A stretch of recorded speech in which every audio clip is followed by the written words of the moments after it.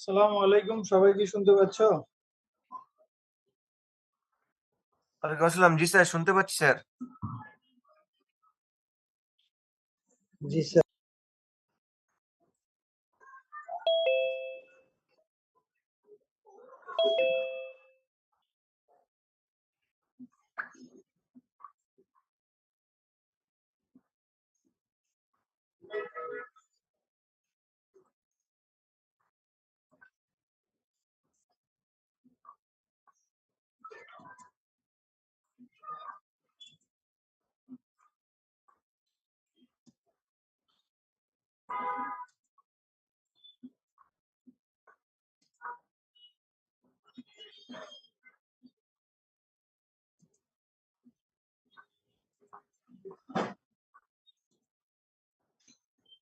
তো আমরা আজকে শুরু করব, সেটা হচ্ছে মিনিমাইজেশন। আমাদের যে মিনিমাইজেশন একটা প্রবলেম ছিল, ব্লেন্ডিং প্রবলেমের একটা মিনিমাইজেশন কেস ছিল। সেটার সলিউশন করব গ্রাফিক্যালি।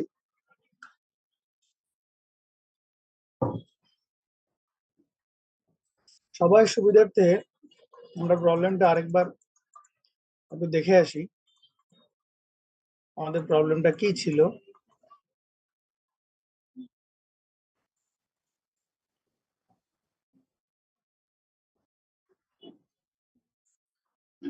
এই যে আমাদের এই প্রবলেমটা ছিল এইটা, যেখানে আমরা একটা ড্রাম পেইন্ট বানাবো এবং এই পেইন্ট বানাইতে গেলে আমার 300 ডিগ্রি ব্রিলিয়ান রেটিং দরকার হয় এবং 250 ডিগ্রি আমাদের হু লেভেল দরকার হয়। আমরা যেটা দেখতে পাচ্ছি যে আলফার যে দুইটা ইনগ্রেডিয়েন্টস দরকার হয়, আলফা এবং বেটা। আলফা অ্যাকাউন্টস এর দাম হচ্ছে 45 সেন্ট এবং বেটা অ্যাকাউন্টস এর দাম হচ্ছে 12 সেন্ট। আমাকে এমন একটা ইনগ্রেডিয়েন্টস বা ব্লেন্ডিং বানাইতে হবে যাতে আমার কস্ট অফ প্রোডাকশন কম হয় এবং আমার ব্রিলিয়ান্স, আমার যে রেটিং বা একদম পেন্টিং এর যে কোয়ালিটি সেটা বজায় থাকে। তো এই ক্ষেত্রে আমরা যেভাবে অঙ্কটা করেছিলাম সেখানে আমরা কস্টিংটা মিনিমাইজ করেছি এবং আমরা বলেছি যে আমাদের যে যেটা বলেছিলাম সেটা ছিল হয়তো 300 ডিগ্রি যে ব্রিলিয়ান্স রেটিং, আমাদের সর্বোচ্চ মানে লিস্ট 300 ডিগ্রি থাকতে হবে আর এক ড্রামে ব্রিলিয়ান্স রেটিং। এই 300 ডিগ্রি আমরা যেটা বলছি যে আলফা এবং বেটা সমানভাবে কার্যকর, সমানভাবে আলফা এবং বেটা এখানে কন্ট্রিবিউট করে থাকে। তাই সমানভাবে করলে 1x1 1x2 greater than equal two 300। এরপর আমরা বলছিলাম যে আমাদের যে হু লেভেল এটা 250 ডিগ্রি থাকতে হবে অ্যাটলিস্ট। হু লেভেলটা আমাদের বলছি যে হু লেভেল বেশিরভাগ ক্ষেত্রে আমরা যেটা দেখতে পাই সেটা হচ্ছে হু লেভেলটা আলফার উপর নির্ভর করে এবং আলফা আলফা দেখা 3 ডিগ্রি হু লেভেলকে কন্ট্রিবিউট করে। তাহলে আমরা বলছি 3x1 plus 0x2 greater than equal two 250। আর বাকি দুইটা আমাদের নন নেগেটিভিটি কনস্ট্যান্ট ছিল। এই ছিল আমাদের ব্লেন্ডিং প্রবলেমটার মূল আলোচনা, যেটা দিয়ে আমরা এখন গ্রাফিক্যাল সলিউশন করব। তো ব্লেন্ডিং প্রবলেমটা আমরা এখানে আবার দেখাইছি, দেখেন সবাই দেখতে পাচ্ছেন কিনা।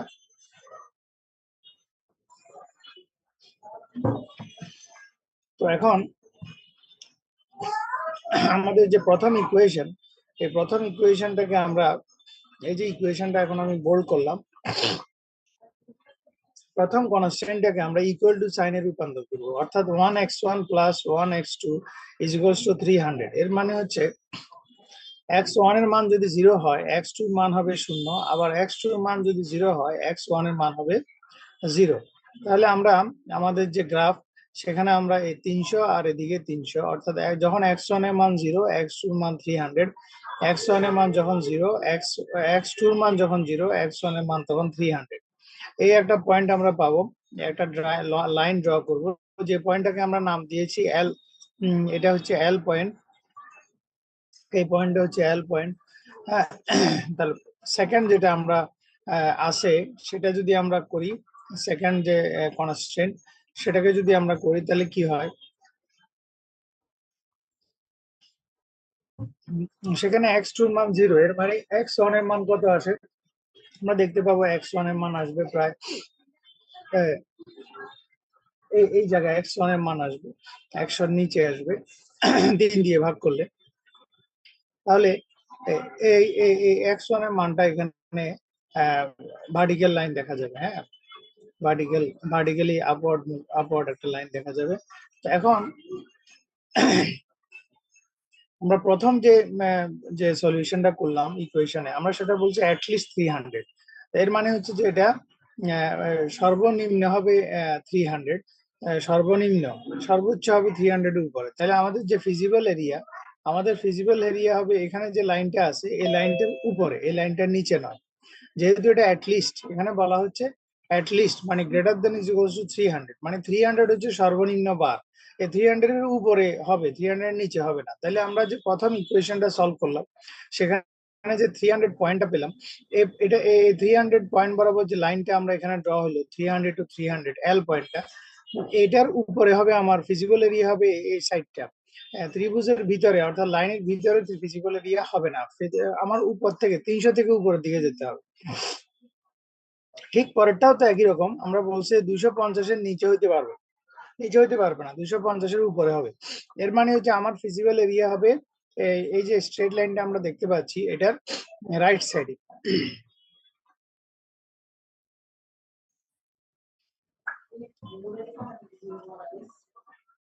এটা রাইট সাইডে হবে আমার ফিজিবল এরিয়া।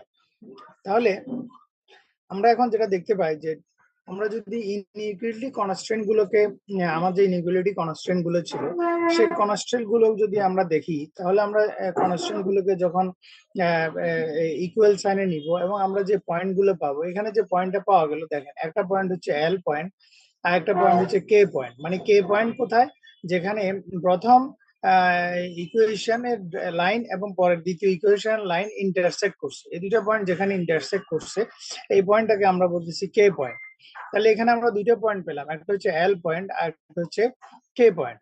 তাহলে আমরা এখন দেখতে চাই যে এল পয়েন্ট এবং কে পয়েন্টে, এল পয়েন্টে আমার সিচুয়েশনটা কি হয়। এল পয়েন্টে সিচুয়েশন হয়, আমি এল পয়েন্টে আবার একটু খেয়াল করি, এল পয়েন্টে x1 হবে 300, x2 হবে 0। তাহলে আমি যদি z এর যে ফাংশনটা আছে 45x1 ইন্টু 12x2, সেখানে যদি মানটা বসাই আমার x পয়েন্টে মান আসবে 13,500। আমি যদি এখানে কে পয়েন্টটা বিবেচনা করি, কে পয়েন্টটাতে আমার ফিগারটা কত, কে পয়েন্টে আমি যদি ফিগার বের করতে চাই তাহলে এটা ইজিলি বের করা যায়। যেমন ধরেন আপনি এই এখান থেকে অর্থাৎ 3x1 ইজ ইকুয়ালস টু 250, আমরা যেটা পেলাম 3x1 250, এখানে x1 এর মানটা প্রথম ইকুয়েশনে বসাইলে আমি x2 এর মানটা পাবো।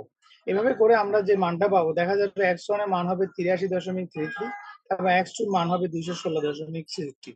এখন আমরা এখানে z ফাংশনকে যদি z এর ফাংশনে যদি এই মানগুলো বসাই, তাহলে আমরা দেখতে পাবো যে আমার কস্টিং 6350.77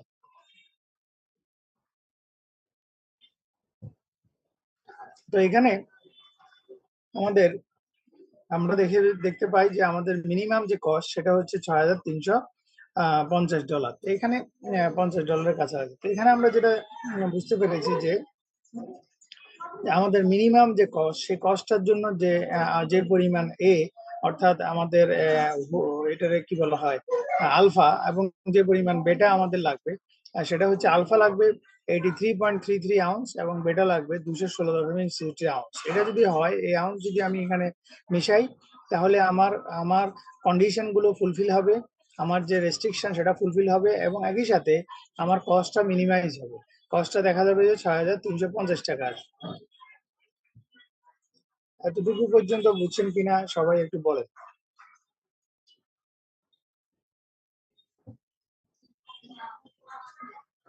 জি স্যার।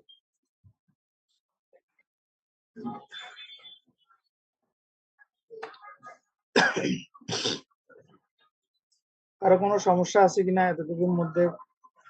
প্রবলেম থাকলে বলো, বুঝতে অসুবিধা হলে বলো, না বললে তো বুঝে যাবে না। বুঝতে পারছি।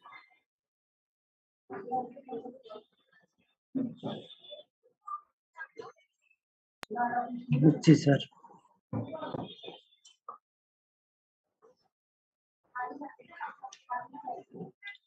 ঠিক আছে, যদি বুঝে থাকো আমরা নেক্সট প্রসেসে যাই। নেক্সট প্রসেস যেটা, সেটা হচ্ছে যে সিমপ্লেক্স মেথড। এটা হচ্ছে ইন্টারেক্টিভ একটা অ্যালগরিদম। আমরা এলপি সলিউশন করার জন্য এই সিমপ্লেক্স প্রসিডিউরটা ব্যবহার করে থাকি। সাধারণত এটা এলপি প্রথম ডেভেলপ করে হয় তোমার ইউএস ডিপার্টমেন্টের এয়ারফোর্স, তারা তাদের কিছু লোকজন 1947 সালে প্রথম এলপি ডেভেলপ করে এবং এটা পরবর্তীতে অনেক মডিফিকেশন আসছে। তো আমরা সিমপ্লেক্স মেথডের মাধ্যমে দেখব যে কিভাবে আমাদের এলপি সলিউশন হয় বা এলপি সলিউশন করতে হয়। সো সিমপ্লেক্স মেথডে যখন আমরা অঙ্ক করতে হয় আমাদেরকে 6টা স্টেপসে অঙ্কটা করতে হয়, ছয়টা স্টেপস ফলো করতে হয়, 6টা স্টেপস। তো ফার্স্ট স্টেপ হচ্ছে standardise the problem into linear programming tabular, অর্থাৎ আমাকে লিনিয়ার প্রোগ্রামিং টেবল তৈরি করতে হয়। একটা টেবল, প্রথমে ইনিশিয়াল টেবল, যেটাকে আমরা ইনিশিয়াল টেবল বলি। তারপর ইনিশিয়াল টেবলটা তৈরি করার পরে ওই টেবলটাকে সলিউশন করতে হয়, যেটা জেনারেট ইনিশিয়াল সলিউশন। প্রথম যে সলিউশনটা করি তাকে আমরা বলি ইনিশিয়াল সলিউশন এবং ওইটাকে বলি বেসিস, ওইটাকে বলা হয় called a basis solution. 3 number steps হচ্ছে আমার বেসিস সলিউশন যখন আমি সলিউশন করব, এরপরে আমাকে অপটিমালিটি খুঁজতে হয়, আমাকে অপটিমাল সলিউশনের জন্য টেস্ট করতে হয়। দেখা যায় যদি আমি একটা সলিউশনে অপটিমাম সলিউশন পেয়ে যাই তাহলে আমার এটা এখানেই শেষ। আর যদি আমি অপটিমাম সলিউশন না পাই তাহলে আমাকে আবার কোনো ভেরিয়েবলকে বাদ দিয়ে কোনো ভেরিয়েবলকে ইন করে আউট করে আমাকে বেসিস ভেরিয়েবল গুলোকে একবার ইনপুট করে এবং আউটপুট করে আমাকে আবার ইনপুট সলিউশন করতে হয়, যেটাকে আমরা বলি স্টেপ 4। এভাবে কন্টিনিউয়াসলি আমাকে চলে যেতে হয়। সাধারণত দেখা যায় 3টা বা 4টা টেবলের ভিতরে ইনিশিয়াল সলিউশন চলে আসে। 3 নম্বরের পর থেকে মূলত আসলে it depends on the solution. যতক্ষণ সলিউশন না আসবে ততক্ষণ আমাকে ইনপুট সলিউশন করে যেতে হবে এবং যে প্রসেসে 3 নাম্বার স্টেপসটা করা হয় সেই প্রসেসটাই বারবার ফলো করা হয়। প্রসেস ঠিক থাকে, শুধু ভেরিয়েবল গুলো, কিছু ভেরিয়েবলকে আমরা বের করে দিই, আবার কিছু ভেরিয়েবলকে আমরা ইন করি। তো ভেরিয়েবল ইন এবং আউট করার যে মাধ্যম, সেই প্রসেসটা একটা নির্দিষ্ট প্রসেসে আমরা সেটা কাজটা করি। এই জন্য এটার এখানে স্টেপ সাধারণত দেখা যায় যে কোনো একটা সলিউশন আমরা ম্যাথমেটিক্সে বা বইতে যে সলিউশন গুলো দেখি মোরালেস একটা থেকে 3টা টেবিলের ভিতরে, 3টা সর্বোচ্চ গেলে 4টা টেবিলের ভিতরেই আমাদের ইনিশিয়াল সলিউশন গুলো চলে আসে, অপটিমাম সলিউশনটা চলে আসে। তো এখন আমরা এখানে একটা এক্সাম্পল দিয়ে সিমপ্লেক্স মেথডের ম্যাথটা করব। যেই এক্সাম্পলটা দিয়ে আমরা প্রথম প্রোডাক্ট মিক্স প্রবলেম ডেভেলপ করেছি সেই এক্সাম্পলটা আমরা এখানে ইউজ করব। টেলিভিশন সেট, অর্থাৎ টেলিভিশন আমরা এই মডেল উৎপাদন করবে x1, বি মডেল কতটুকু উৎপাদন করবে x2। এই মডেল উৎপাদন করলে আমার 300 টাকা উৎপাদন করে এবং বিক্রি করলে প্রতি মডেলে 300 টাকা লাভ হয়, আর বি মডেলে উৎপাদন করে বিক্রি করলে আমার 250 টাকা লাভ হয়। তাহলে এটা হচ্ছে আমার প্রফিট ম্যাক্সিমাইজেশন লাইন।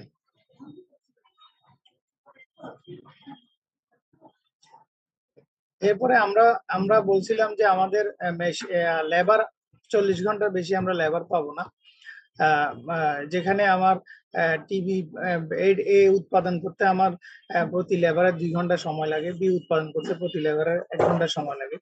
আমরা এটাও বলছি যে আমাদের মেশিনে আওয়ার 45 ঘন্টার বেশি আমি মেশিনে আওয়ার পাবো না। আমার এই উৎপাদন করতে আমার মেশিনে 1 ঘন্টা লাগে এবং বি উৎপাদন করতে আমার মেশিনে 3 ঘন্টা লাগে। এবং আমরা এটাও বলেছি যে আমরা সর্বোচ্চ যদি প্রতিদিন সেল করি, আমরা সর্বোচ্চ সেল করতে পারবো 12টা মডেল আমরা সেল করতে পারবো। এই ছিল আমাদের কন্ডিশন এবং এই ছিল আমাদের কি বলে এটাকে প্রফিট ম্যাক্সিমাইজেশন ফাংশন।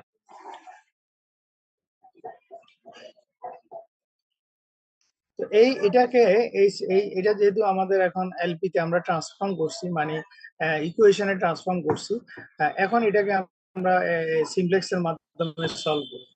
আমরা কিন্তু এটা গ্রাফিক্স মডেলের মাধ্যমে সলভ করেছি, কিন্তু এখন আমরা দেখবো যে আমরা সিমপ্লেক্স এর মাধ্যমে সলভ করলে কিভাবে এটাকে সলভ করতে পারি, এবং এখানে আমাদের রেজাল্ট গ্রাফিক্সে করলে একরকম রেজাল্ট, সিমপ্লেক্সে করলে আরেক রকম রেজাল্ট কি রকম আসে কিনা, ডিফারেন্স হয় কিনা, সেটাও আমরা আমাদের আলোচনায় বা আমরা এটা পরীক্ষা করে দেখতে পারবো, যেহেতু একই ম্যাথ আমরা দুই মডেলে এখানে দেখছি।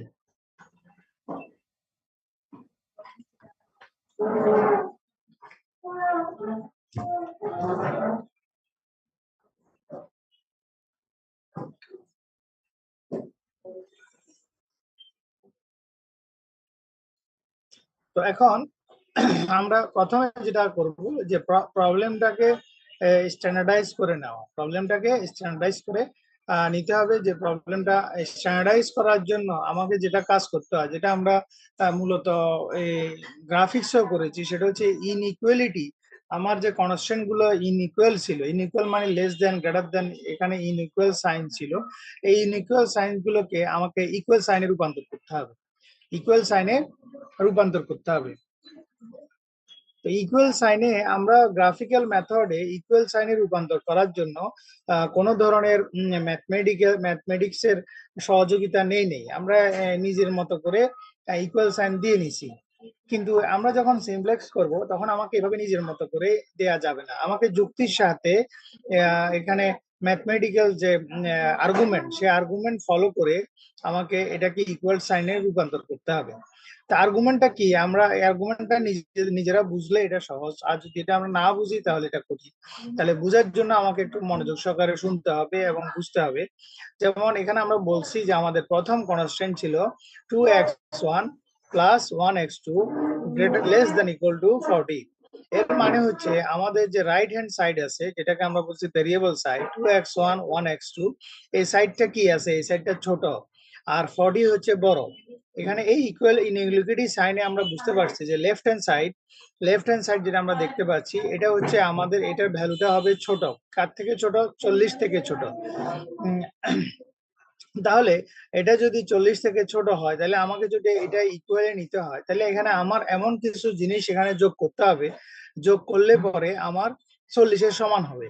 যেহেতু এটা ছোট হইতে পারে, তাহলে এমন একটা ভেরিয়েবল এখানে আমাকে ইনপুট করতে হবে, যেটা যে ভেরিয়েবলটা ইনপুট করার মাধ্যমে আমার এই ইকুয়েশনটা ইনইকুয়ালিটি থেকে ইকুয়ালিটিতে পরিবর্তন হবে। যে ভেরিয়েবলটা আমরা অ্যাড করি সাধারণত ওই ভেরিয়েবলটাকে বলা হয় স্ল্যাক ভেরিয়েবল। যে ভেরিয়েবলটা আমরা অ্যাড করি তাকে আমরা বলি স্ল্যাক ভেরিয়েবল। এই স্ল্যাক ভেরিয়েবলকে আমরা চিহ্নিত করি এস দিয়ে। যদি এটা কনস্ট্যান্ট 1 এর ক্ষেত্রে আমরা ব্যবহার করি তখন আমরা বলি S1, কনস্ট্যান্ট 2 এর ক্ষেত্রে যখন ব্যবহার করব তখন বলবো S2, কনস্ট্যান্ট 3 এর ক্ষেত্রে যখন ব্যবহার করব তখন বলবো S3। আচ্ছা, 1 এবং 2, 1 2 3 এগুলো নির্ভর করে ইকুয়েশন নাম্বারের উপর, অর্থাৎ কোন ইকুয়েশনটা, প্রথম ইকুয়েশন হলে S1, দ্বিতীয় ইকুয়েশন হলে S2, এভাবে। অর্থাৎ নাম্বার 1 কনস্ট্যান্টের জন্য S1, নাম্বার 2 কনস্ট্যান্টের জন্য S2, নাম্বার 3 কনস্ট্যান্টের জন্য S3। কিন্তু এই এস শব্দের মানে হচ্ছে স্ল্যাক ভেরিয়েবল। এই স্ল্যাক ভেরিয়েবল মানে হচ্ছে যে আমি যখন ইনইকুয়ালিটি সাইনকে ইকুয়াল সাইনে রূপান্তর করব তখন আমার কিছু ভেরিয়েবলের শর্টেজ থাকে, কিছু কিছু কিছু কি বলা হয়, ভ্যালু শর্টেজ থাকে। এই ভ্যালু শর্টেজটাকে আমি যদি ইকুয়ালে রূপান্তর করতে চাই তখন আমাকে স্ল্যাক ভেরিয়েবল অ্যাড করতে হয়। আমরা এখানে একটা স্ল্যাক ভেরিয়েবল অ্যাড করে ইনইকুয়ালিটি সাইনটাকে ইকুয়াল দিয়ে ইকুয়াল সাইনে রূপান্তর করলাম। এখন এখানে আরো একটা জিনিস মাথায় রাখতে হবে, এই যে স্ল্যাক ভেরিয়েবল, এই স্ল্যাক ভেরিয়েবল অবশ্যই 0 থেকে বড় হবে। স্ল্যাক ভেরিয়েবল কখনো কি হবে না, নেগেটিভ হবে না। নন নেগেটিভিটি কনস্ট্যান্ট স্ল্যাক ভেরিয়েবলের জন্য কি থাকবে, প্রযোজ্য। এই স্ল্যাক ভেরিয়েবল কখনো নেগেটিভ হবে না, এটা আইদার 0 হবে অথবা 0 থেকে বড় হবে। এবং আমাদের আরো অলরেডি আমরা জানি যে S1 এবং S2 আমাদের এটা নন নেগেটিভ কনস্ট্যান্ট ছিল। তো S1 এবং S2 কে যদি আমি 0 ধরি, অর্থাৎ আমরা বলছিলাম যে X1 এবং X2 কখনো নেগেটিভ হইতে পারবে না, তাহলে এটা কি হইতে পারবে, এরা এরা এরা 0 হইতে পারবে। দেখেন, আমি যদি এদেরকে 0 মনে করলাম, আমি কোনো X1 উৎপাদন করব না, কোনো X2 উৎপাদন করব না। তাহলে যদি 0 হয়, আমি যদি এটাকে সরাসরি ইকুয়াল সাইন দিয়ে দেই, S1 যদি অ্যাড না করে যদি ইকুয়াল সাইন দিয়ে দেই, তাহলে কিন্তু ম্যাথমেটিক্যাল যুক্তি অনুসারে এই x1 হবে 0, x2 হবে 0, দেখা যাবে সমান চিহ্নের লেফট হ্যান্ড সাইড চলে আসবে 0 আর সমান চিহ্নের রাইট হ্যান্ড সাইড হবে 40। এর মানে হবে 0 সমান সমান 40। এটা ম্যাথমেটিক্সের যুক্তিতে খাটবে না। ম্যাথমেটিক্স আর্গুমেন্ট এটা হয় না যে আপনি বলতেছেন যে এটা লেস দেন ইকুয়াল টু 40, এর মানে x1 এবং x2 এর মান 40 হতে পারে, 0 হতে পারে। আমি যদি 0 হতে পারে, আমি যদি এদেরকে 0 বসাই, তাহলে দেখা যাবে আমি এখানে যদি সমান চিহ্ন ইনসার্ট করি, অটো মানে জোর করে সমান চিহ্ন ইনসার্ট করি, তাহলে কি হবে, এই আর্গুমেন্টটা ম্যাথমেটিক্সে খাটবে না। এই জন্য আমাদেরকে এখানে স্ল্যাক ভেরিয়েবল অ্যাড করতে হচ্ছে। স্ল্যাক ভেরিয়েবল অ্যাড করার ফলে এখন যেটা দাঁড়াবে যে আমি যদি x1 এর মান 0 দেই, x2 এর মান যদি 0 দেই, তাহলে কিন্তু সমান চিহ্নের এই পাশে মানে লেফট হ্যান্ড সাইডে পুরোটা কিন্তু 0 হবে না, কারণ এখানে একটা s1 থেকে যাবে। এই s1টা হচ্ছে এখানে স্ল্যাক ভেরিয়েবল, অর্থাৎ যেটার কারণে আমার এটার সমান হবে, যেটার কারণে যে ভেরিয়েবলের কারণে এই 40 এর সমান হবে। এই জন্য আমাদের স্ল্যাক ভেরিয়েবল এখানে অ্যাড করতে হবে। তাহলে আমরা স্ল্যাক ভেরিয়েবল সাধারণত কখন অ্যাড করব, যখন আমাদের যে সাইন, এখানে যে সাইনটা আছে লেস দেন ইকুয়াল টু, যখন less than equal to sign থাকে তখনই আমরা সাধারণত স্ল্যাক ভেরিয়েবল অ্যাড করে থাকি। এতটুকু বুঝতে পেরেছেন?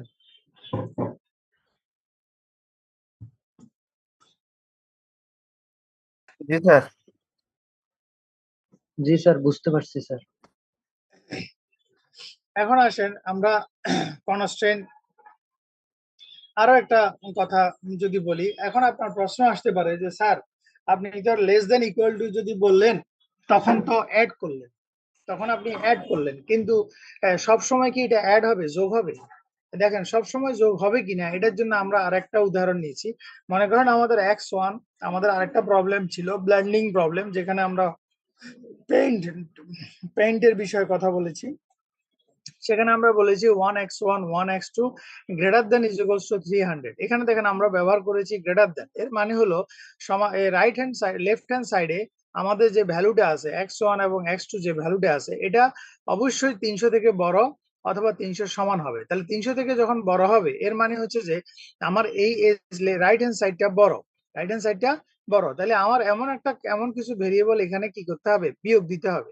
তাহলে এখানে যখন আমরা আমাদের গ্রেটার দেন সাইন থাকে, তখন আমরা স্ল্যাক ভেরিয়েবলকে সাধারণত কি করি, বিয়োগ করি। স্ল্যাক ভেরিয়েবলকে তখন আমরা এখানে বিয়োগ করি। তাহলে এইভাবে আমাদেরকে কখনো কখনো স্ল্যাক ভেরিয়েবল অ্যাড হতে পারে, কখনো কখনো স্ল্যাক ভেরিয়েবল মাইনাস হতে পারে। তাহলে স্ল্যাক ভেরিয়েবল কখন অ্যাড হবে, সাধারণত আমাদের সাইন যদি লেস দেন ইকুয়াল টু থাকে তখন আমরা স্ল্যাক ভেরিয়েবল অ্যাড করি, আর যখন sign greater than is equal to থাকে তখন আমরা স্ল্যাক ভেরিয়েবল মাইনাস করি, বিয়োগ করি। আশা করি বুঝতে পেরেছেন। এরপরে আসেন আরো একটা কনসেপ্ট আছে, যেমন সাধারণত আমাদের যে বিষয়টা থাকে যে আলফা, আমরা একটা উদাহরণ বলছিলাম যে আলফা এবং বেটা। একটা জিনিস খেয়াল করে থাকেন, আপনি বললেন এই যে এই প্রবলেমটাতে একটা জিনিস খেয়াল করে থাকেন, এখানে যদি আমরা এই স্ল্যাক ভেরিয়েবলকে মাইনাস করলাম, এখানে আমরা স্ল্যাক ভেরিয়েবলটাকে মাইনাস করলাম, কেন মাইনাস করলাম, যে এটা 300 থেকে বড়, রাইট হ্যান্ড সাইড 300 থেকে বড়। এখন দেখেন আপনি যদি ইকুয়েশনটাকে সলভ করেন তাহলে কি দাঁড়াবে, ইকুয়েশনটা যদি আপনি সলভ করেন, এখানে একটু সলভ করেন, ইকুয়েশনটা যদি আপনি এখন সলভ করেন তাহলে কি দাঁড়াবে, মনে করেন x1 এর মান 0, x2 এর মান 0, x1 এবং x2 এর মান 0, তাহলে কি দাঁড়ায়, যদি আমি x1 এবং x2 এর মান 0 ধরি, তাহলে দেখা যাবে এখানে এখানে আমরা যদি এটা সলভ করি তাহলে কেমন হয় খেয়াল করে দেখেন। আমরা যদি এটা সলভ করি, আমরা যদি সলভ করি x1 এর মান আমরা দিলাম 0, x1 এর মান হলো 0, হ্যাঁ, x2 এর মানও আমরা দিলাম 0। তাহলে এখন আমাদের এখানে কি দাঁড়াবে, আমাদের এখানে দাঁড়াবে, আমরা যেটা পাবো সেটা হচ্ছে, আমরা যেটা পাবো s2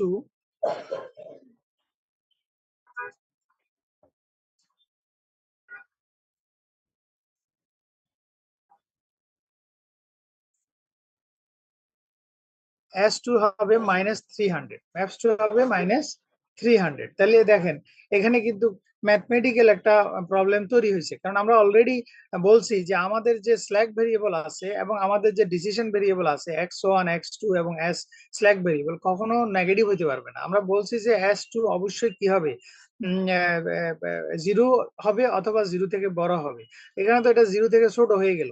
তাহলে আমরা যদি শুধুমাত্র যখন আমাদের এরকম greater than is equal to sign থাকবে, তখন আমাদের যদি আমরা স্ল্যাক ভেরিয়েবল অ্যাড করি বিয়োগ করি, তাহলে কিন্তু আমাদের প্রবলেম সলভ হচ্ছে না। আমরা যেটা বলছিলাম যে হ্যাঁ, এটাকে ইকুয়াল টু সাইনে রূপান্তর করার জন্য রাইট হ্যান্ড সাইড থেকে এমন একটা কিছু বিয়োগ করতে হবে। বিয়োগ করার জন্য আমরা স্ল্যাক ভেরিয়েবল বিয়োগ করে দিলাম। তো বিয়োগ করলেও দেখা যাচ্ছে যে আমার ম্যাথমেটিক্যাল যে আর্গুমেন্ট, আমার যে কনস্ট্রেন্ট সহ সেই আর্গুমেন্টটা ফুলফিল হচ্ছে না। তো এইটাকে ফুলফিল করার জন্য তখন আমাদেরকে একটা আর্টিফিশিয়াল ভেরিয়েবল অ্যাড করতে হয়, একটা আর্টিফিশিয়াল ভেরিয়েবল তখন সেখানে থাকতে হয়। এই আর্টিফিশিয়াল ভেরিয়েবল যখন থাকে তখন আমরা আর্টিফিশিয়াল ভেরিয়েবল তখন আমাদেরকে অ্যাড করতে হয়। তাহলে দেখেন আমরা এখানে একটা আর্টিফিশিয়াল ভেরিয়েবল অ্যাড করছি। এই যে ইকুয়েশনে আমরা বলছি 1x1 plus 1x2 minus minus slack variable minus করলাম, করার পরে আমরা একটা আর্টিফিশিয়াল ভেরিয়েবল সেখানে কি করলাম, আর্টিফিশিয়াল ভেরিয়েবল আমরা এখানে যোগ করলাম। আর্টিফিশিয়াল ভেরিয়েবলটা এখানে যোগ করার ফলে এখন দেখেন আমার x1 এবং x2 এবং s2 এই তিনটা ভেরিয়েবল যদি আমার জিরো আসে, তাহলে দেখা যাবে আলফার মানটা অলওয়েজ কি আসবে, পজিটিভ আসবে। আলফার মান নেগেটিভ হওয়ার কোনো সুযোগ থাকবে না।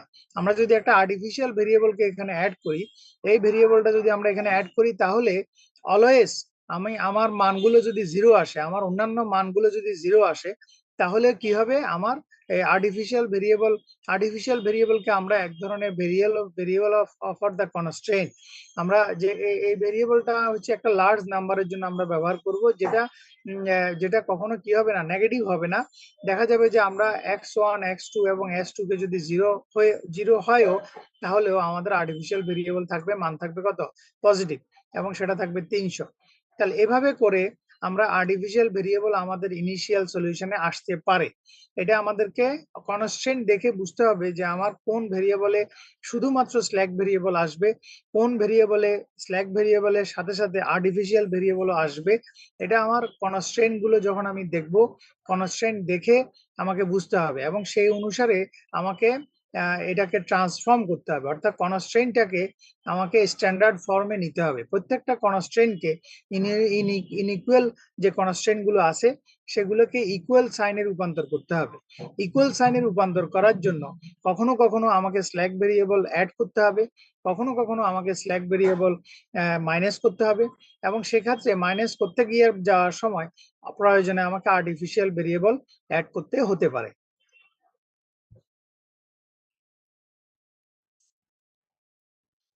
বুঝতে পারছেন কিনা?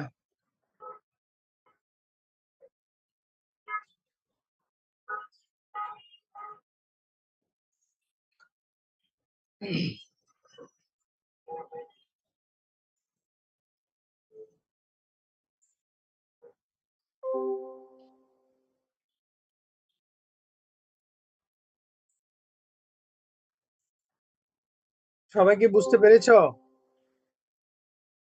জি স্যার।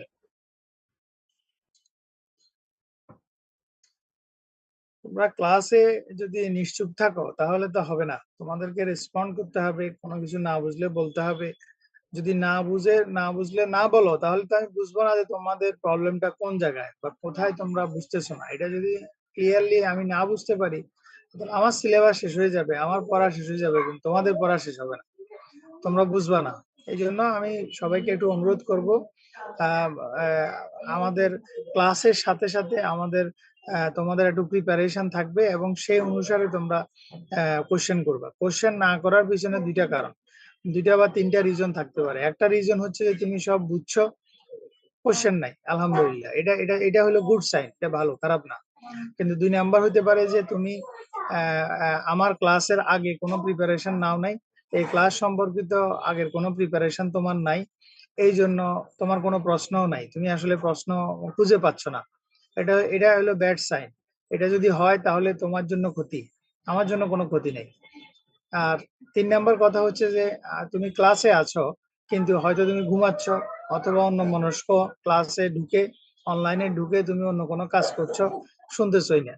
হ্যাঁ, এটাও হতে পারে। এই ধরনের যদি 3 নাম্বার রিজন যদি হয়, তাও তোমার জন্য খারাপ, আমার জন্য কোনো খারাপের কিছু নাই, আমি তো ক্লাস শেষ করে দিব। আমি শেষ করে দেওয়ার পরে এটা তো এমন না যে আমি আবার ক্লাসগুলো একদম আবার হাতে কলমে বোঝানোর সময় পাবো, সময়ই পাবো না। সব ক্লাস বোঝানোর তোমরাও সময় পাবো না, যে স্যার কাছ থেকে আরেকবার বুঝে নিব, এই সময়টুকু আমি না তোমরাই পাবা না। তো সুতরাং যাদের এখানে অনেকের প্রশ্ন থাকার কথা, কিন্তু আমি যেহেতু প্রশ্ন পাচ্ছি না, আমি ধরে নিচ্ছি যে তোমরা সবাই এটা বুঝছো। কিন্তু অন্য দুইটা রিজন যদি হয়ে থাকে, তাহলে সেক্ষেত্রে এটা একটা অশনির সংকেত, এবং তোমাদের জন্য সবচেয়ে বেশি খারাপ। অন্য দুইটা রিজন, যে হ্যাঁ আমি ক্লাসে ঢুকলাম কিন্তু ক্লাস সম্পর্কে আমার কোনো আইডিয়া নেই, আমি অন্য কাজ করছি, অন্য ঘুমাচ্ছি, অন্য মোবাইল দেখতেছি, বা অন্য আদার্স ক্লাসে জয়েন করার দরকার জয়েন করছি, তাহলে হইলে খারাপ লক্ষণ এটা। আর দ্বিতীয় কথা হচ্ছে যে তুমি আগের কোনো কিছু পড়ো নাই, দুজনে বুঝতেছো না, জাস্ট ক্লাসে শুনতেছো, এই জন্য কোশ্চেন করার কোনো সুযোগ পাচ্ছ না, কারণ তুমি আগের কোনো ইনফরমেশন পড়ো নাই, দেখো নাই, বুঝো নাই, বা সেগুলো সম্পর্কে তোমার ধারণাও নেই। অথবা আমি যা আগে ক্লাস করাইছি সেটা তুমি বইতে দেখোই নাই, বই খুলে একটু দেখার চেষ্টাও করো নাই। তো সেক্ষেত্রে তোমার প্রশ্ন থাকবে না, এটাই স্বাভাবিক। এই জন্য আমি রিকোয়েস্ট করব, কারণ এই চ্যাপ্টারটা, এই সাবজেক্টের যদি বলা হয় কোনো সাবজেক্ট, এই সাবজেক্টের নাভি কোনটা, এই সাবজেক্টের সবচেয়ে ক্রুশাল চ্যাপ্টার কোনটা, যেই চ্যাপ্টারের উপরে ভিত্তি করে এই সাবজেক্টের পুরো সকল চ্যাপ্টারের ভিত দাঁড়াইছে, সেই চ্যাপ্টারটা কোনটা, তাহলে এটা হবে এই চ্যাপ্টারটা। এবং এটা আমি খুব স্লো যাচ্ছি, অনেক স্লো যাচ্ছি, আস্তে আস্তে আস্তে আস্তে করে তোমাদেরকে বোঝানোর চেষ্টা করছি প্রত্যেকটা টার্মস, কারণ এই টার্মস গুলোই আমার পরবর্তীতে কাজে লাগবে। যেটা আমি আজকে আর্টিফিশিয়াল ভেরিয়েবল ডেফিনেশন শিখাইলাম, এটা আগামীতে ক্লাস করার সময় আমি আবার A1 A2 এই কেন আসলো এটার ব্যাখ্যা তো আর দিব না। এটা ব্যাখ্যা এটাই যে এই কেন আসলো এটা আজকে দিয়ে গেলাম, এবং এস কেন আসলো সেটা এখন দিয়ে গেলাম, এস কখন কখন আসবে সেটা বলে গেলাম, এ কখন কখন আসবে, আলফা কখন কখন আসবে, আর্টিফিশিয়াল ভেরিয়েবল কখন আসবে সেটা বলে গেলাম। এটা তো আর পরবর্তীতে আর বলবো না। সুতরাং, এবং এটা বইতে এখানে যেভাবে যত সুন্দরভাবে এখানে স্ট্রাকচার্ড ওয়েতে করানো আছে, বোঝানো আছে, বইতে গেলে দেখা যাবে লিটারেচারের পরে লিটারেচার আছে, মানে অনেক লেখা আছে। এই লেখাগুলো পড়ে আমাদেরকে মূল পয়েন্ট বের করাটা অনেক সময় টাফ হয়। এই জন্য যেটা করতে হয়, মূল পয়েন্টটা স্যার বলে দিচ্ছে, ক্লাস লেকচারে বলা আছে, তোমাকে মূল পয়েন্টের সাথে আনুষঙ্গিক কথা দেখার জন্য যেতে হবে বইতে, তাহলে জিনিসটা সহজ হয়ে যাবে। অনেক কোশ্চেন আনসার পাওয়া যাবে, অনেক বিষয় অমীমাংসিত থাকবে, সেটা ক্লাসে কোশ্চেন আকারে আসবে। ঠিক আছে, আমি আশা করব নেক্সট তোমরা তোমাদের যে গ্যাপ আছে এই গ্যাপটা অতি দ্রুত নিজেরা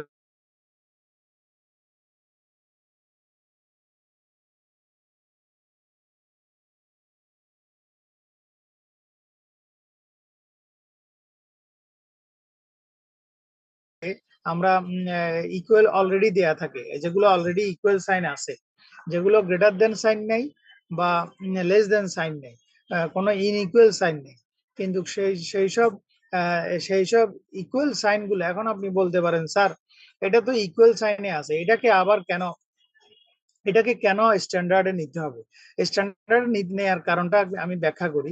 মনে করেন x1 এর মান 0, x2 এর মান 0, তাহলে সমান চিহ্নের এই পাশে দেখা যাবে এটা হয়ে যাবে 0, তাহলে 0 সমান সমান 10, 0 সমান সমান 10, যেটা কখনো ম্যাথের আর্গুমেন্টে টিকবে না, ম্যাথমেটিক্স এর আর্গুমেন্টে টিকবে না। তখন কি করতে হবে, এই ধরনের ক্ষেত্রে আমরা একটা আর্টিফিশিয়াল ভেরিয়েবল যোগ করি, এই ধরনের ক্ষেত্রে আমরা যোগ করি আর্টিফিশিয়াল। এখন আপনার প্রশ্ন হতে পারে স্যার আপনি এটাকে A3 দিলেন কেন, A3 কেন দিলেন? A3 এটা জাস্ট আমি যেহেতু অলরেডি তিনটা ইকুয়েশন নিয়ে কাজ করতেছি, প্রথম ইকুয়েশনে 1, দ্বিতীয় ইকুয়েশনে 2, তৃতীয় ইকুয়েশনে 3 ব্যবহার করা হয়েছে। আপনার যে ইকুয়েশন আপনার বইতে, আপনার প্রবলেমের যে কনস্ট্রেন্ট একটা সিরিয়াল আছে, ওই কনস্ট্রেন্ট সিরিয়াল অনুসারে আপনি নাম্বারিং করে যাবেন। হ্যাঁ, প্রথমটাতে যদি কি বলে, প্রথম ইকুয়েশনে যদি আলফা না লাগে, আলফা প্রয়োজন নাই, সেখানে আলফা আসবে না। দ্বিতীয় ইকুয়েশনে যদি আলফা আসে সেটা A2 হবে, A1 হবে না, সেটা হবে A2। তৃতীয় ইকুয়েশনে আলফা লাগে নাই, তাহলে সেখানে প্রয়োজন নাই, আলফা লাগে নাই, দরকার নাই, দেন নাই। চতুর্থ ইকুয়েশনে গিয়ে আলফা প্রয়োজন হয়েছে, তখন সেখানে যদি আলফা দিতে হয় A4 হবে। অর্থাৎ ইকুয়েশনের উপরে নাম্বারিংটা করবেন, তাহলে হবে, কারণ আমাদের ইকুয়েশন ধরে ম্যাথ সলভ করতে হবে। এই জন্য ইকুয়েশনের উপরে বেসড করে নাম্বারিং করাটা সবচেয়ে শ্রেয়, এবং নাম্বারিং সেটাই হচ্ছে রুল। তো এই জন্য আমরা এখানে A3, এটা A3 এই ইকুয়েশনের জন্য A3, যেহেতু আমি তিনটে ইকুয়েশন নিয়ে কথা বলছি, এটা আমার A3। যেমন আপনি একটা জিনিস খেয়াল করেন, আমরা প্রথম ইকুয়েশনটা যখন কথা বলছি, প্রথম ইকুয়েশনটাতে আমার কোনো আলফা ছিল না, আলফা ছিল না। দ্বিতীয় ইকুয়েশনে আমরা একটা ইকুয়েশন নিয়ে কথা বলছি, সেখানে আমরা আলফা ব্যবহার করছি, তখন কিন্তু আমরা বলছি আলফা 2, মানে ইকুয়েশন নাম্বার 2, এই জন্য এটা আলফা 2। এখন আবার 3 নাম্বার ইকুয়েশনে আপনাকে দেখাচ্ছি, 3 নাম্বার ইকুয়েশনে আমরা এখানে আলফা ব্যবহার করব। কেন আলফা ব্যবহার করব? কারণ আমাদের ইকুয়াল সাইনের লেফট হ্যান্ড সাইড যেটা, এটা যদি 0 হয় তাহলে পুরোটাই 0 চলে আসবে, 0 = 10 চলে আসবে। এটা ঠিক হবে না বা অপটিমাম হবে না। তো এই ক্ষেত্রে আমাকে কি করতে হবে, একটা আর্টিফিশিয়াল ভেরিয়েবল অ্যাড করতে হবে। তো আর্টিফিশিয়াল ভেরিয়েবল আমরা অ্যাড করলে এখানে A3 অ্যাড করলাম। এখন যদি আমি x1 এবং x2 এই দুটো যদি 0 হয় তাহলে আমার A3 এর মান আসবে 10, তাহলে আমার আর্গুমেন্টটা ঠিক থাকবে, আনএক্সপেক্টেবল হবে না। তো এই ক্ষেত্রে ইকুয়াল কনস্ট্রেন্টের ক্ষেত্রে আমরা আর্টিফিশিয়াল ভেরিয়েবল সাধারণত থাকি। তো অলরেডি আমরা কখন আর্টিফিশিয়াল ভেরিয়েবল ব্যবহার করি, কখন স্ল্যাক ভেরিয়েবল ব্যবহার করি, এটা সম্পর্কে আমাদের ধারণাটা আমরা আশা করি আমি দিতে পারছি। আমি ম্যাথ এখনো যাই নাই, আমরা আমাদের যে বেসিক কনসেপ্ট ছিল আমাদের স্টেপ 1, আমাদের স্টেপ 1 ছিল standardize the problem into a linear programming টেবলি। আমার প্রবলেমটাকে লিনিয়ার প্রোগ্রামিং টেবলে রূপান্তর করার জন্য আমাদের প্রবলেমটাকে স্ট্যান্ডার্ডাইজ করতে হবে। তা আমি একটা প্রবলেম দেখাই শুরু করছি, যেটা আমরা সলিউশন করব। এটার আগেই আমরা বললাম যে কিভাবে স্ট্যান্ডার্ডাইজ করতে হয়। আমরা কিভাবে স্ট্যান্ডার্ডাইজ করতে হয় সেটার জন্য আমরা কি করলাম, আমরা 3 ধরনের কনস্ট্রেন্ট নিলাম। একটা ছিল less than equal to constraint, একটা ছিল greater than is equal two constraint, একটা ছিল ইকুয়াল টু সাইন কনস্ট্রেন্ট। আমরা 3 ধরনের কনস্ট্রেন্ট সাধারণত পাই। এই 3 ধরনের কনস্ট্রেন্টে আমরা কিভাবে স্ট্যান্ডার্ডাইজ করব, কিভাবে একটা এই কনস্ট্রেন্ট গুলো থাকলে আমরা কিভাবে এদেরকে স্ট্যান্ডার্ড ফরম্যাটে নিব, সেটা আমরা এখানে আলোচনা করেছি আজকে। যে যদি লেস দ্যান ইকুয়াল টু থাকে তাহলে সেক্ষেত্রে আমাকে স্ল্যাক ভেরিয়েবল অ্যাড করতে হবে, এবং greater than is equal two থাকলে আমাকে স্ল্যাক ভেরিয়েবল মাইনাস করতে হবে এবং সাথে আর্টিফিশিয়াল ভেরিয়েবল যোগ করতে হবে। এবং আমাদের ইকুয়াল টু সাইন যদি কোনো কনস্ট্রেন্ট থাকে সেক্ষেত্রে আমাকে আর্টিফিশিয়াল ভেরিয়েবল অ্যাড করতে হবে। এই ছিল আমাদের আলোচনা। এবং আমরা কেন স্ল্যাক ভেরিয়েবল অ্যাড করছি, কেন আমরা আর্টিফিশিয়াল ভেরিয়েবল অ্যাড করছি, বা এই বিষয়গুলো সম্পর্কে থিওরিটিক্যাল আন্ডারস্ট্যান্ডিং আমরা অলরেডি এখানে বলেছি, সেগুলো আরো বইতে আপনারা ভালো করে দেখবেন। স্ল্যাক ভেরিয়েবল কেন অ্যাড করা হয়, স্ল্যাক ভেরিয়েবল কখন অ্যাড করা হয়, আর্টিফিশিয়াল ভেরিয়েবল কেন অ্যাড করা হয়, কোন কোন ক্ষেত্রে আমরা আর্টিফিশিয়াল ভেরিয়েবল অ্যাড করি, হ্যাঁ, এই বিষয়গুলো আরো বিস্তারিতভাবে বইতে আছে। আমি জাস্ট চুম্বক অংশটুকু আপনাদেরকে এখানে বলেছি এবং প্র্যাকটিক্যালি বোঝানোর চেষ্টা করেছি। নেক্সট ক্লাসে আমরা এই অলরেডি আমাদের কি বলে কিভাবে আমরা কনস্ট্রেন্টকে স্ট্যান্ডার্ডাইজ ফরম্যাটে নিব সেটা বোঝানো হয়েছে। এখন আমরা নেক্সট ক্লাসে আমাদের যে প্রবলেমটা ছিল প্রোডাক্ট মিক্স প্রবলেম, যেখানে আমরা টেলিভিশন সেট উৎপাদন করছি, সেই প্রবলেমটাকে আমরা এরকম একটা ট্যাবলে রূপান্তর করব। এই যে ট্যাবলে, এটাকে বলা হয় ইনিশিয়াল ট্যাবল, এটাকে বলা হয় ইনিশিয়াল ট্যাবল, বেসিস ট্যাবল, এটাকে বলা হয় বেসিস ট্যাবল। আমরা আমাদের যে ইনফরমেশন, আমাদের যে ম্যাথের যে ইনফরমেশন, সেই ইনফরমেশনের উপরে ভিত্তি করে আমরা এরকম একটা ট্যাবল তৈরি করব। এই ট্যাবলটাকে বলা হয় ইনিশিয়াল ট্যাবলি, অথবা ইনিশিয়াল ট্যাবল, অথবা বেসিস ট্যাবল। আমাদের প্রথম কাজ হচ্ছে স্ট্যান্ডার্ডাইজ ফরম্যাটে রূপান্তর করা, দেন ইনিশিয়াল ট্যাবলে ইনপুট দেওয়া। তো এটা হলো 1 নাম্বার স্টেপস এবং 2 নাম্বার স্টেপস। আমরা আগামী ক্লাসে 2 নাম্বার স্টেপসটা ফলো করব, কিভাবে আমরা ইনিশিয়াল ট্যাবলে আমাদের যে ইনফরমেশন আছে, ম্যাথে যে ইনফরমেশন দেয়া থাকে, সেটাকে কিভাবে স্ট্যান্ডার্ডাইজ ফরম্যাটে নেওয়ার পরে আমরা ট্যাবলে রূপান্তর করি, সেটা নেক্সট ক্লাসে ইনশাল্লাহ আমরা দেখানোর চেষ্টা করব। এর ভিতরে আপনারা আমি যা পড়িয়েছি এই যাবৎকালে আজকে পর্যন্ত, আল্লাহর হস্তে আপনারা সেটা একটু ভালো করে, প্রত্যেকে ভালো করে দেখবেন, ভালো করে পড়ার চেষ্টা করবেন, বোঝার চেষ্টা করবেন। যদি কোনো কিছু না বুঝেন আমাকে নেক্সট ক্লাসে অবশ্যই বলবেন। জি স্যার। আজকে এই পর্যন্ত। আমাদের নেক্সট ক্লাস 11টায় শুরু হবে। আমরা যথাসময়ে লিঙ্কটা গ্রুপে দিয়ে দিব, সবাই জয়েন করবে ইনশাল্লাহ।